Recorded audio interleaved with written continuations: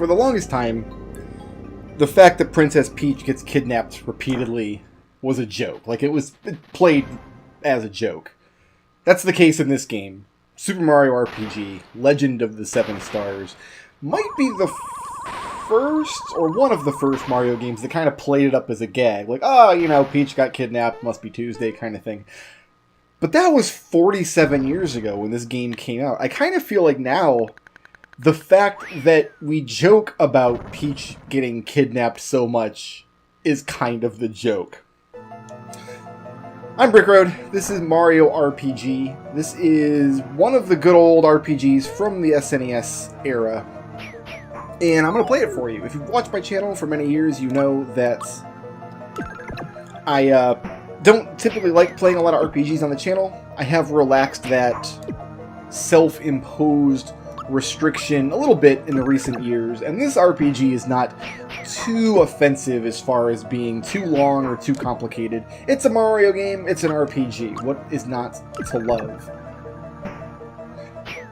This game was developed by Squaresoft, which creates some complications that I didn't know were complications at first when I first played the game. So I'm gonna see if I can quantify some of those feelings first, because Mario RPG is a good game, and I like it. And if you like it, that shows that you have good tastes in 16-bit RPGs. It has this isometric look to it, and these like little kind of pre-rendered sprites that almost look like claymation a little bit, which was a very unique visual style for the game. So even outside of it being a Mario game that's an RPG, what? That's crazy!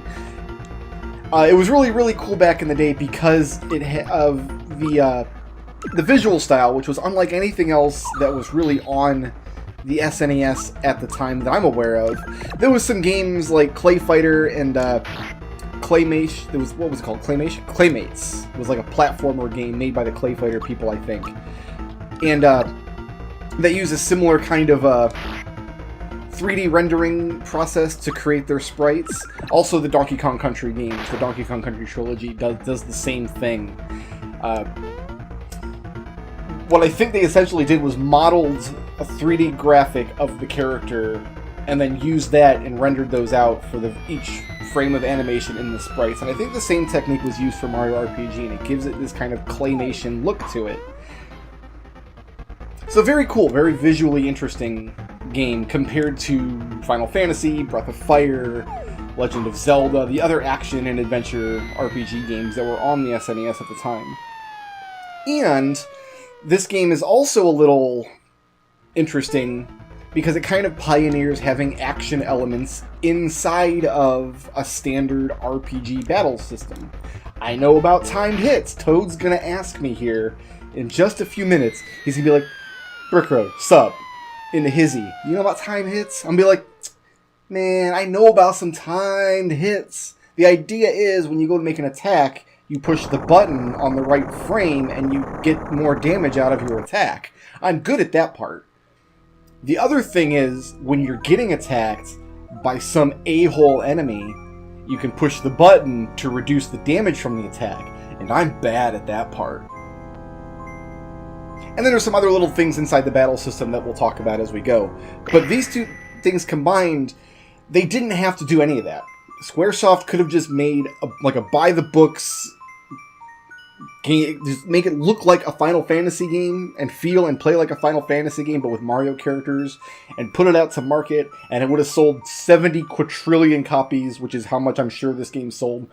But they didn't. They did a lot of neat innovations in a lot of ways, and I'm thankful for that. So in the 1990s, I loved it. It was one of my favorite games back in the day. One of the few games that I actually got new, actually. This was my family was not very affluent growing up. We only ever had 3 or 4 video games in the house at a time, typically, because what we would do is we would get bored with the games we had. We'd go to a pawn shop, and they had a thing like you can trade them 2 of your games for 1 of theirs. That's how we got new games. So it was very rare that I actually got a brand new game. But this game came out in the summer, I want to say 95 or 96. I think this game was 96 sounds right to me, but I don't know for certain. But because 95 would have been Chrono Trigger, I think. If we didn't save there, Toad would have yelled at us about saving. But yeah, it was a birthday gift, so I got it brand new.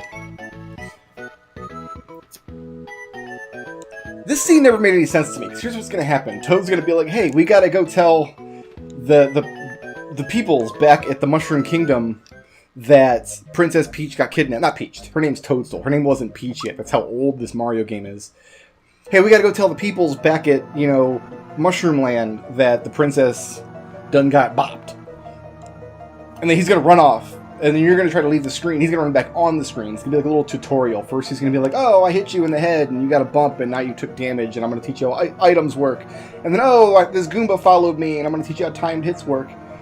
And after each of these little tutorials, he's gonna be like, I ran back to tell you something. What was it that I needed to tell you? I don't actually remember. And it's going to blow your mind what it is that he had to run back and tell us. It's so derpy, and I don't understand it. So it's a good game. It came out at the right time. There's a lot of neat little innovations. It's visually very interesting. It has a fun battle system. It has really fun characters. Just the style of it. It's got this... I'm just running in place up the stairs. That's fine. All the pieces are in place for a really good RPG, but you knew that there was a but coming. A few years after this game, Nintendo released for the Nintendo 64 Paper Mario. And I remember playing Paper Mario and thinking, that is what a Mario RPG should feel like. And then going back and replaying Mario RPG after playing Paper Mario, and then the Thousand Year Door. Of course I know how to use items, Toad. On the GameCube, the sequel to Paper Mario. Going back to replay Mario RPG, the game feels a little too much like a Squaresoft game from that era. And not really a lot like a Mario game from that era. That's not... I guess it is criticism in a way, because the game could have been more fun than it was if they had really gone all in on the Mario stuff. But... oh, we need to tell the Chancellor about Toadstool. That's what he ran back to tell me. So what happened was, he just told me, hey, we gotta go tell the Chancellor. Then he left. Then 2 seconds later, he ran back and bumped into my stupid head. And then said, oh yeah, we gotta run and tell the Chancellor. Why, Toad? Do all the mushroom people have the same learning disability? My goodness. But you'll see what I mean about that as we gotta go forward in the game. And we get to different areas in the game world. I want to try to avoid battles if I can, because battles take up a lot of time. The battle system in this game is really fun, but it's also a little slow. Partially because it's so well animated and so charming. But it does mean it's a little slow. We're going to go ahead and jump here. I love how they have each of the different actions attached to a different button. A is attack, B is defend, X for items, Y for special moves. Just, they managed to streamline the menuing system down to just push the button of the thing you want to do. It's pretty good. But there are some downsides to that. Like if you push X to use an item, say I need to use a mushroom in the middle of combat and push X to use it, I have to push X again to use the item rather than A, which is the confirm button. So it does feel a little janky and unpolished. You have these little bonuses that pop out of enemies sometimes. There's a couple of them that you can get. There's HP max and attack up, and it's a fun little system. Sometimes you kill an enemy and you get a little bonus pop out just for that one battle. But those little bonuses end up mattering so little, with few exceptions, that it feels like a Squaresoft system that is a little bit unrealized, like it needed some time to percolate a little bit more. And that's not what I associate with Mario games, or really any Nintendo games. But ooh, I didn't. That guy just kind of came out of nowhere. I can't jump on these guys because they're spiky, so I do have to punch them. And I'm gonna. They also do a lot of damage, so hopefully I kill this one. But that's something I associate with Squaresoft games, even of the era. Like, oh, this game's got a million little different systems, and not all of them feel like they play nice with the other ones. But Mario games, especially moving on to the Paper Mario games, always have this tremendous polish. I'm going to pop a mushroom before I fight the boss here. And I've already got my full flowers, so we're done here. Let's go.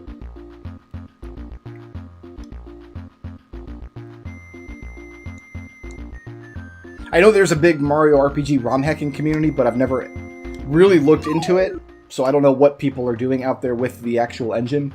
Once I kill one of these Hammer Bros, the other one gets, I think, attack and defense up. So I'm going to jump on each one once with the timed hit, and hopefully this is the attack I want to see, that one there, because I can make that one do 0 damage.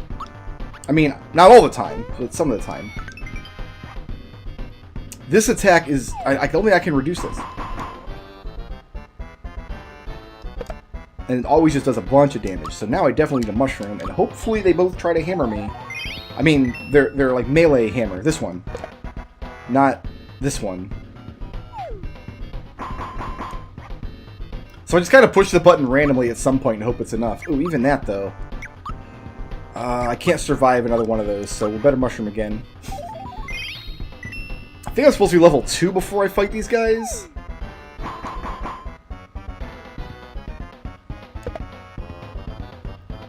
We're just going to be stuck here using mushrooms all day, aren't we? This is the downside to ever having just a one-person party in an RPG. And we're dead now. There's nothing for it. I just can't... I can't eat less than 20 damage in that fight. That's okay. This time when we go through and we clear this dungeon for the second time, we'll probably hit level 2 at some point, which will give us enough hit points to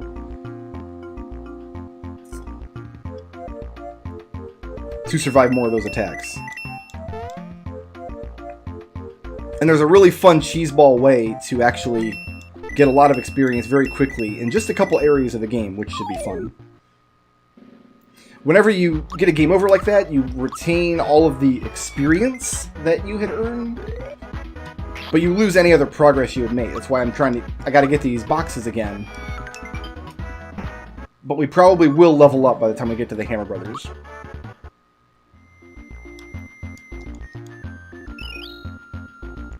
Otherwise, I'm pretty sure you just have to get lucky. I guess I could just jump one of them twice, and then I'm only fighting the one. But then he's going to do more damage with his attacks. I think that's how the Hammer Bros work. If you kill one of them, the other one gets a defense and attack buff. It doesn't help that I'm really bad at the defensive timed hits. This is one of the reasons that I really prefer the Paper Mario games in their battle system, because every attack in those games you can mitigate, if not outright dodge, just by pushing... Oh, I gotta save Toad up here. Never mind. I'm glad I died and have to do this again.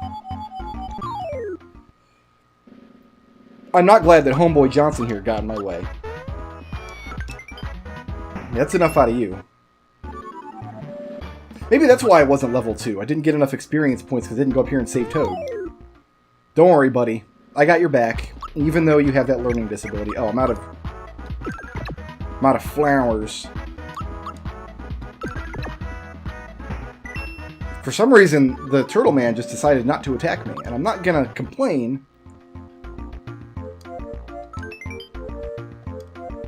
Aha! Now I can use this flower tab that will not only refill my flower points, but it'll also give me a +1 permanent flower point. The mushroom in that box there is just a full heal for the whole party. And I need to get into one fight on this screen. We'll just kill some of these little spikety guys. You should die to one jump, I think. Yeah!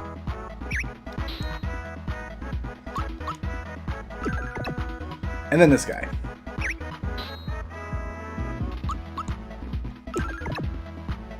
Hopefully this is my level up, and level up does give you a full heal in addition to your stat ups and things. It was not my level up. Where's my level up at, yo? Next level at 1. So we just need to fight one more monster. You there.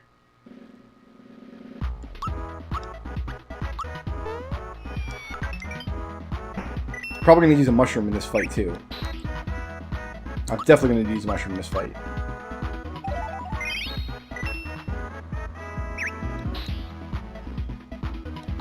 You can't jump on the spikies because they're... I don't think you hurt yourself like you do in Paper Mario, but... I don't think it damages them.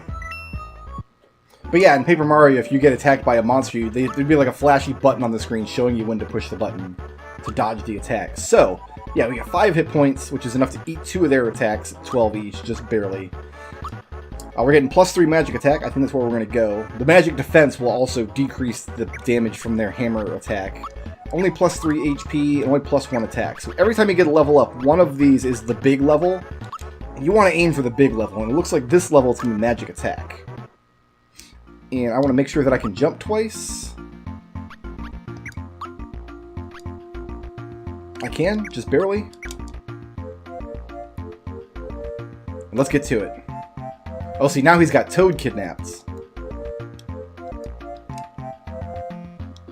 He didn't have Toad kidnapped last time because I forgot to save Toad from the bird thing.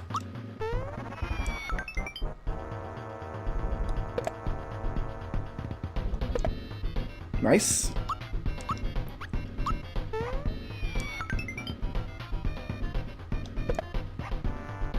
So with that level up and actually knowing what I'm doing a little bit now. That one's dead, and the other one's going to buff himself, which I think increases his attack and defense, which makes him harder to kill if he's at full health, which thankfully he's not anymore. So I think I'm going to need to attack him twice. Or not, or I just have no idea what I'm talking about. As always with the games, I do have my little itinerary sitting here telling me what to do and where to go. And I have little notes for how to fight each boss, but everything I figured out in my test play of this game was wrong, apparently. Do I know what this is? It's a hammer, you just said. Shoutouts to McLean for sponsoring this video. If you liked the video and you want to see more, please tickle my thumb, leave a friendly comment, and ring my little bell.